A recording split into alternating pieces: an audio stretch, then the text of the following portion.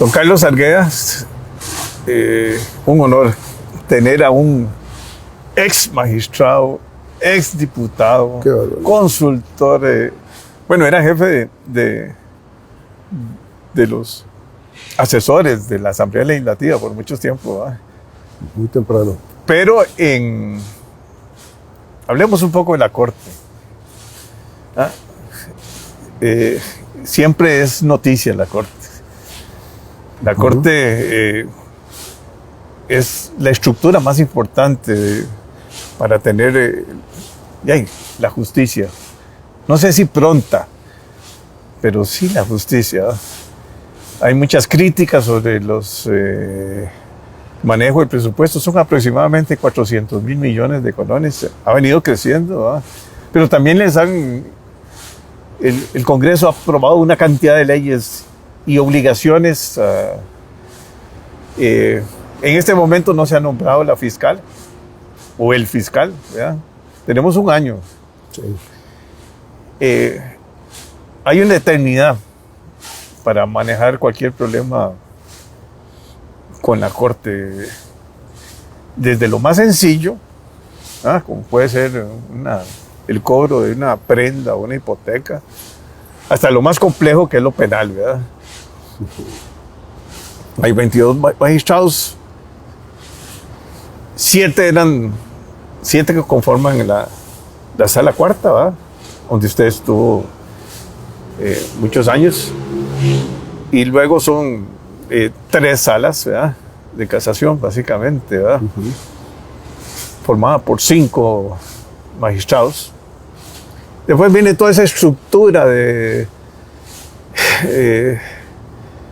la fiscal, el Ministerio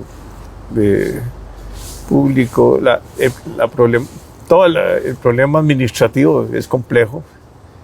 Y yo no sé si la burocracia también ha afectado, ¿verdad?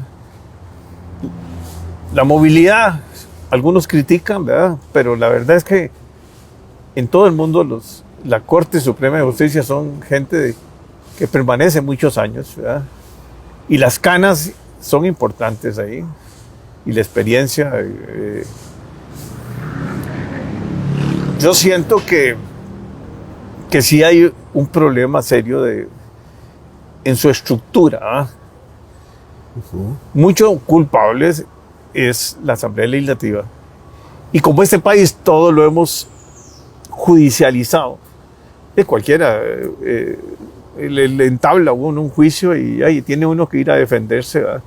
El que no tiene recursos para conseguir un buen abogado, ahí le ponen un defensor público, pero eso posiblemente no va a ser el mejor de las posibilidades. Así que la justicia también no está balanceada, pongámosle así. Pero el invitado es usted. Muchas gracias, don Jorge. Sí, mire, usted apunta a un montón de... Ya le puse como para que comience. Como para que me resbale. Que la bola comience.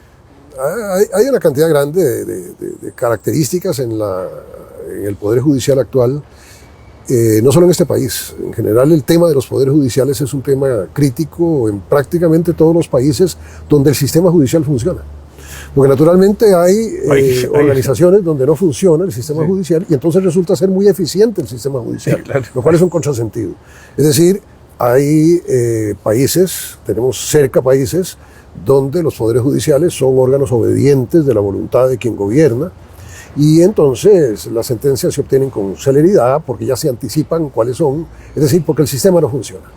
Entonces un sistema que no funciona resulta ser eficiente precisamente porque no funciona.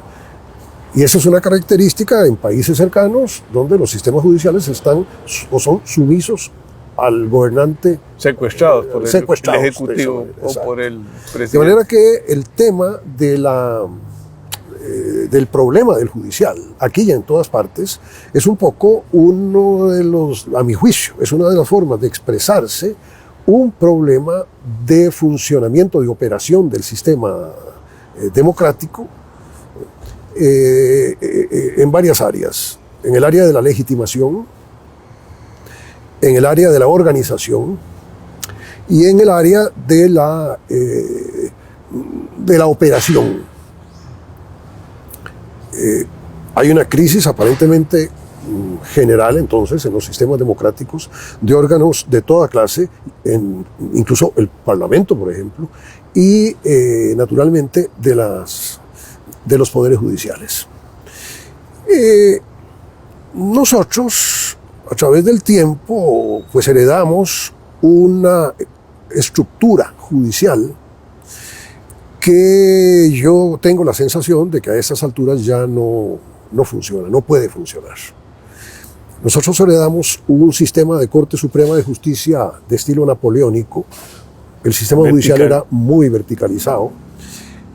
Y naturalmente el sistema podía funcionar razonablemente, por lo menos en términos de eficiencia y de una credibilidad social por la producción jurídica de los órganos judiciales, que no era demasiado, que era bastante alta. El judicial tenía un cierto prestigio, una credibilidad, en buena medida porque un poder reservado, distante,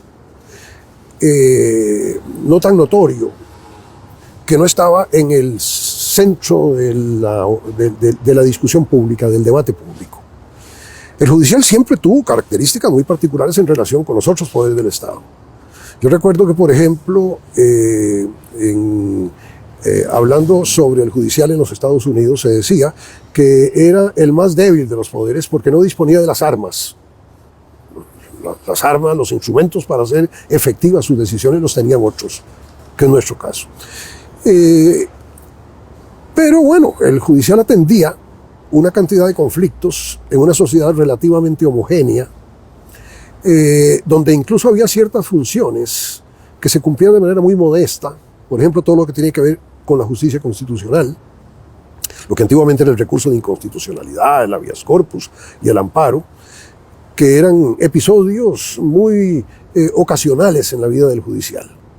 Y entonces también, particularmente en el área de la justicia constitucional, que es digamos un enfoque novedoso a partir de finales de los años 80 en este país, se cuela en el judicial una dimensión con la que el judicial nunca de la que el judicial nunca tuvo conocimiento, no tenía experiencia, que es la dimensión política.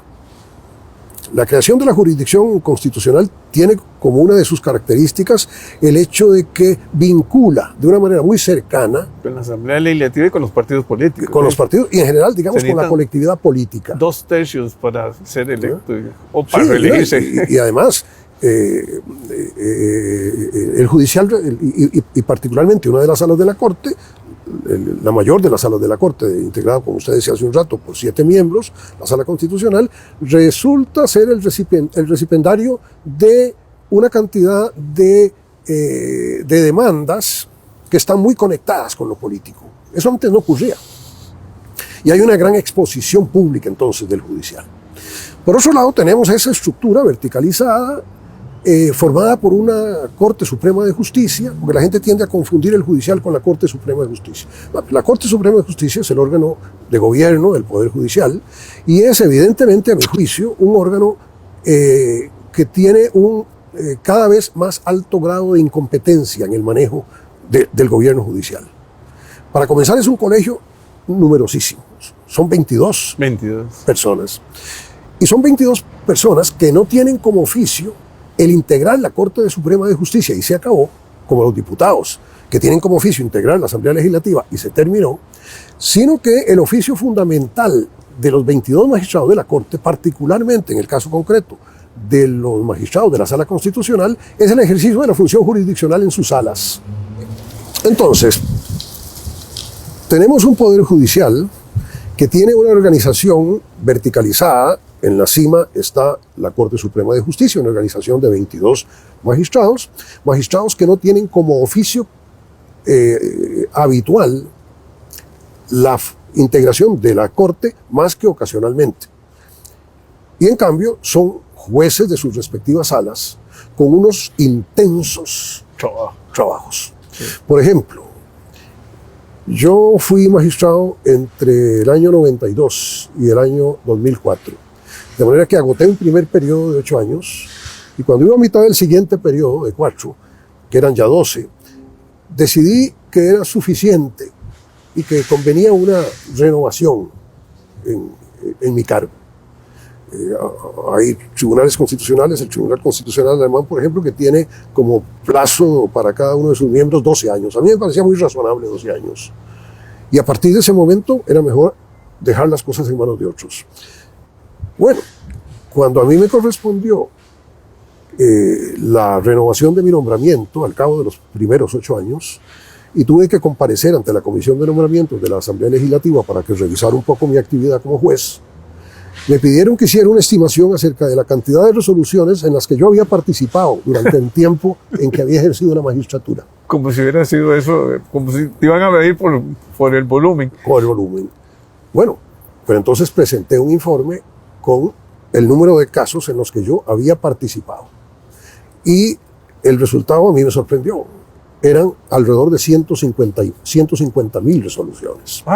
Bueno, cuando los jueces en sus jurisdicciones tienen, y los magistrados en sus salas tienen, una actividad judicial tan exigente. Imposible. Y que es casi imposible, es decir, que limita mucho la posibilidad de una justicia de excelencia, el encargarles además ser miembros de un colegio que va a tener a su cargo la organización, el gobierno, etcétera, del Poder Judicial, es algo realmente... Y cuando hablas de gobierno, hablas de finanzas y de administración. De todas las funciones que la Corte tiene. Que son un montón. Claro, porque la Corte era efectivamente en sus orígenes y en sus tiempos, era un gobierno satisfactorio para una pequeña organización judicial. Pero ya no lo es. Entonces... y el crecimiento de casos es geométrico. No, el ingreso... Hay una imagen que yo creo que abandona las cosas. Por ejemplo, se dice que el sistema judicial, si fuera eficiente, tendría que funcionar a la manera en que funciona una piscina. En una piscina, el agua llega, sale por un ducto y tanta agua entra como sale, porque de lo contrario la piscina rebalsa. Bueno, en el sistema judicial, la relación entre lo que entra y lo que sale no es coordinada, y en consecuencia es una situación, yo diría que asfixiante para la justicia, el incremento notable de la litigiosidad en el país, en todos los órdenes. Claro que la litigiosidad tiene una perspectiva positiva. Le cuento esto, Jorge. En mi tiempo como magistrado se planteó un tema que entonces fue muy sonado y que hoy día nadie recuerda, que era el tema acerca de la forma en que los estudiantes de los colegios de enseñanza media podían llevar su cabello, su pelo. Era la época del pelo largo y entonces si era largo, si era corto, como tal. Y se reprimía a los estudiantes que tenían el pelo largo. Se les obligaba a cortarse el pelo.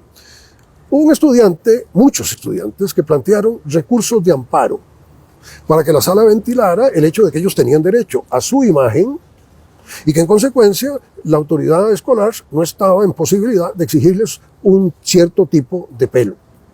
Bueno, en la primera sentencia que la sala dictó sobre esa cuestión, la sala, por votación de 6-1, decidió que el estudiante no tenía la razón y que en realidad el director del centro escolar estaba en posibilidad de prescribirle cómo llevar el pelo. Yo voté en contra.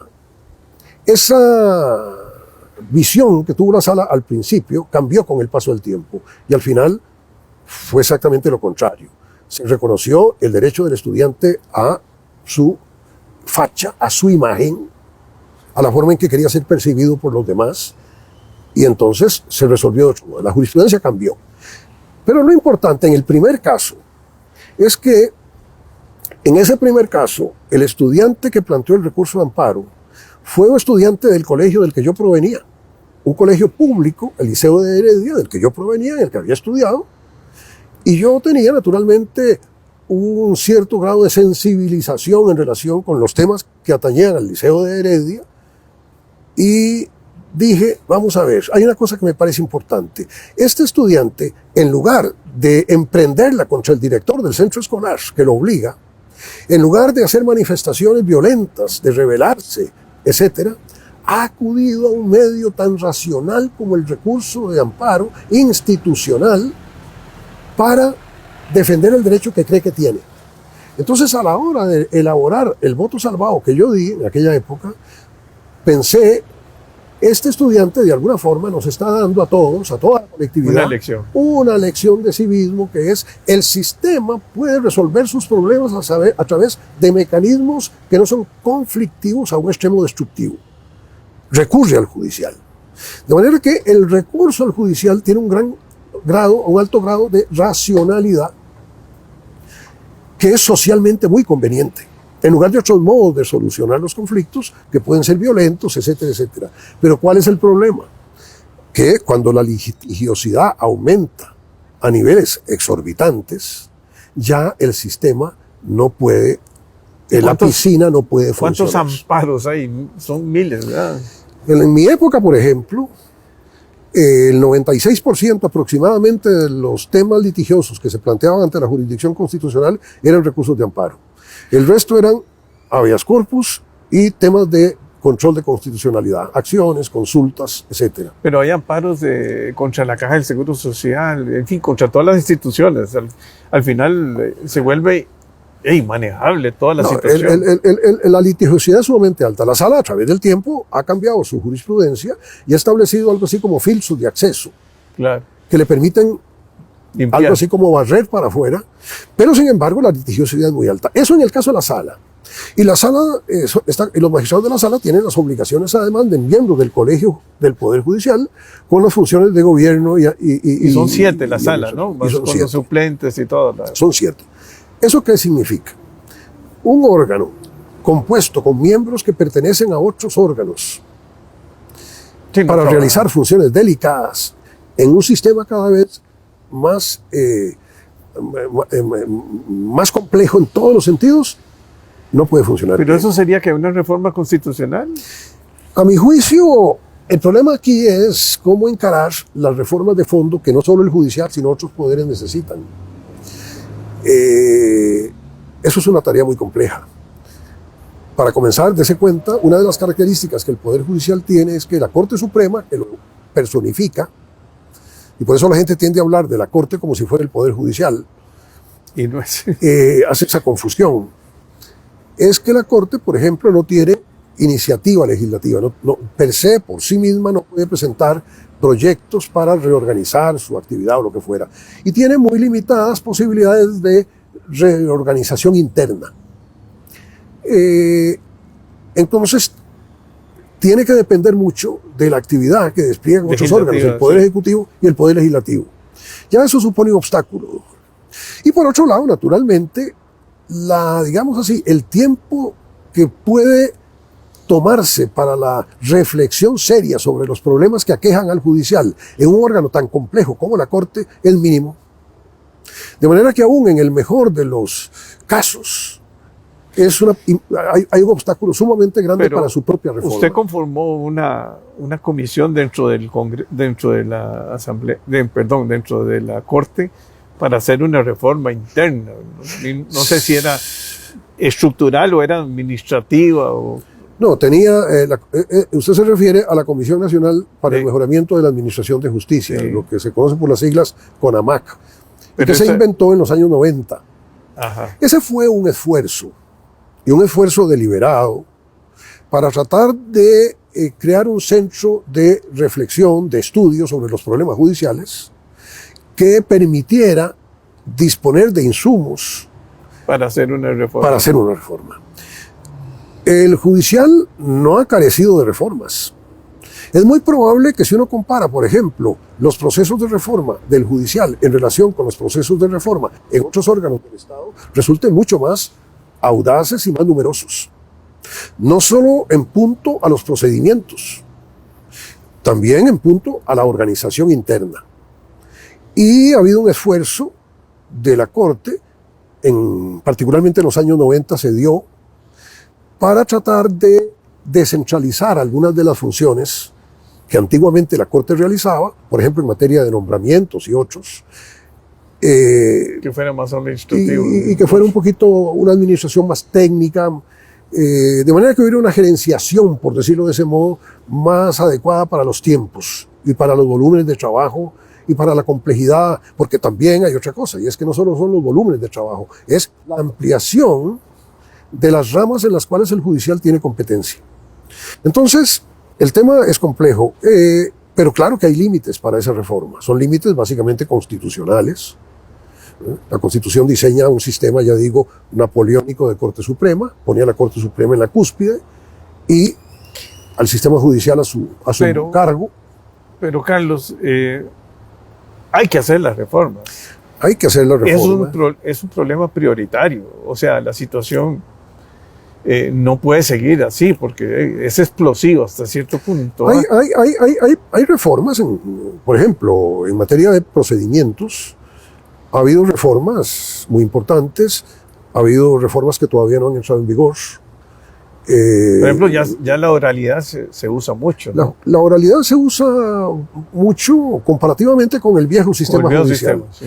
Pero quizá no tanto como sería de recibo. Por ejemplo, la digitalización de todo está ya.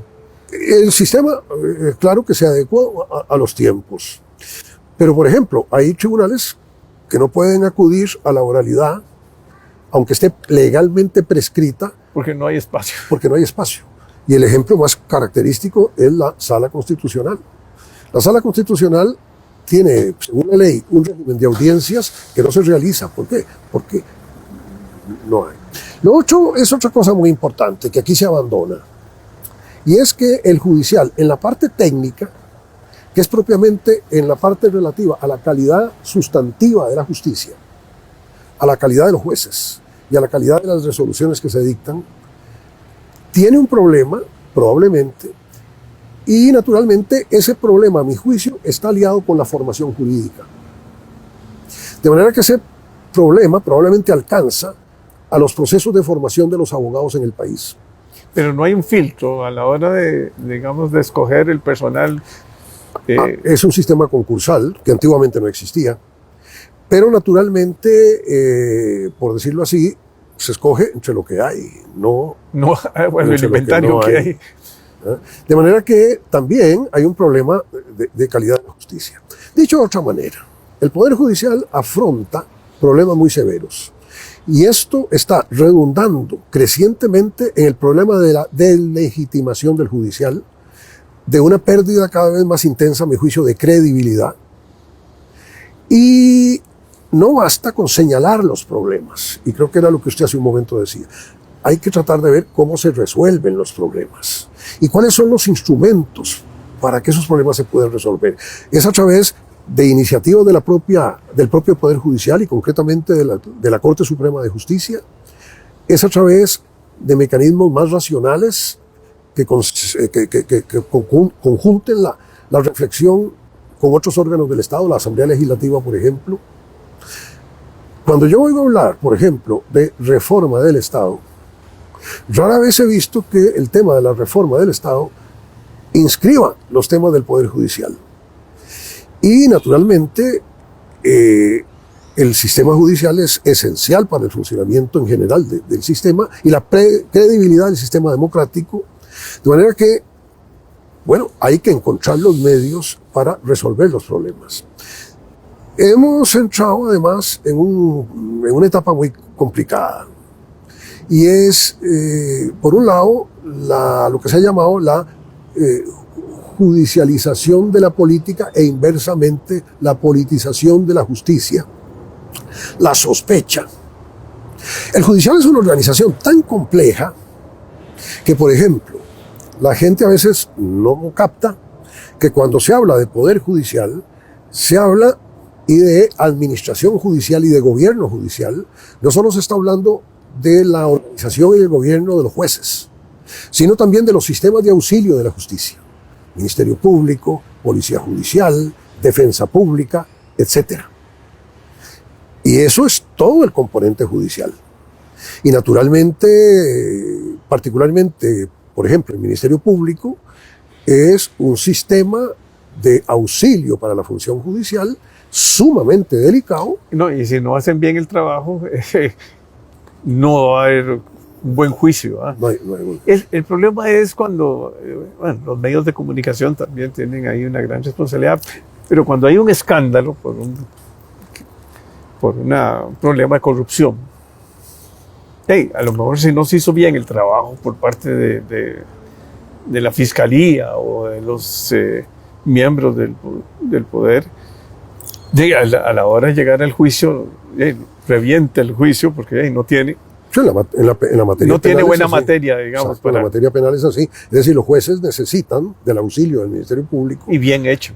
Y un auxilio bien hecho, de manera que su función se limita en la medida en que el Ministerio Público pudiera incurrir en un manejo deficiente de la clase de función que realiza. Eso es y muy blando es eso. O sea, hacen todo un show,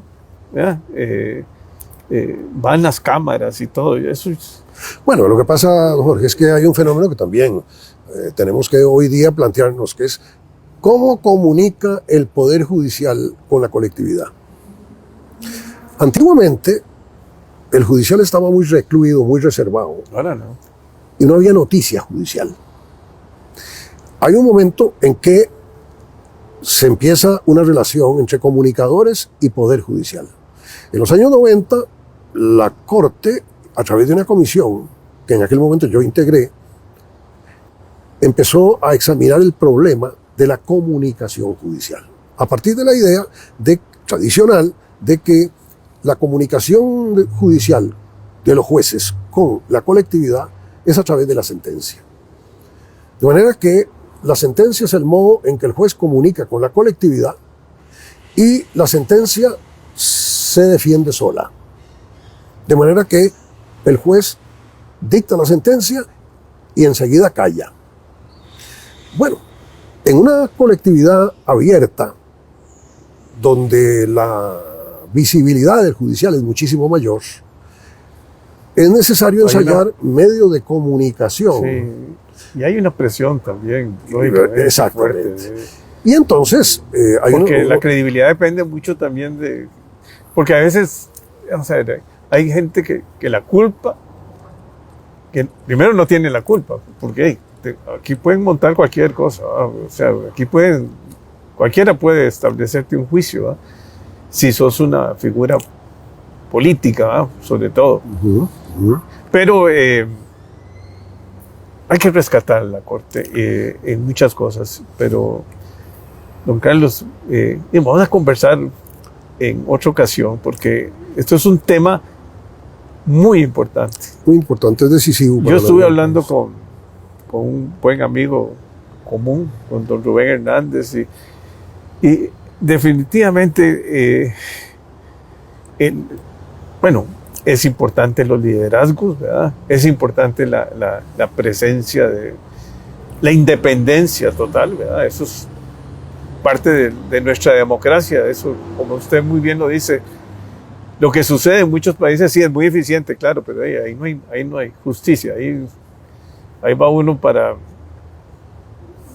ahí lo enjuician rapidito y rapidito lo guardan, ¿verdad?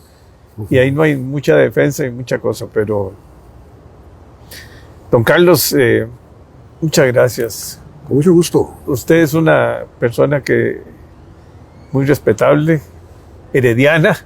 Herediana, aunque herediana pero sapricista. Así es que bueno, hay que andarse con cuidado conmigo. Encantado de la invitación. Realmente es una cátedra, pero yo creo que es parte este es un tema que tiene que verse como parte del mejoramiento de la operación del Estado costarricense. Ahora hablaba con Rolando Laclé y era la preocupación, ¿verdad? Ver un asesinato de un muchacho por un teléfono. Es un muchacho de 18 años por otro muchacho menor que él. Y esto no puede ser, esta violencia de la sociedad. Es una situación muy compleja. Y todo esto repercute más tarde o más temprano en el judicial. Sí. Bueno, muchas gracias, Encantado Carlos. de saludarle. Lo voy a Y un invitar de placer. nuevo. Desde luego, cuando usted quiera, con mucho gusto. Bien, se viene de Barba para acá. Me quedo a vivir aquí. Muchas gracias. Mucho gusto.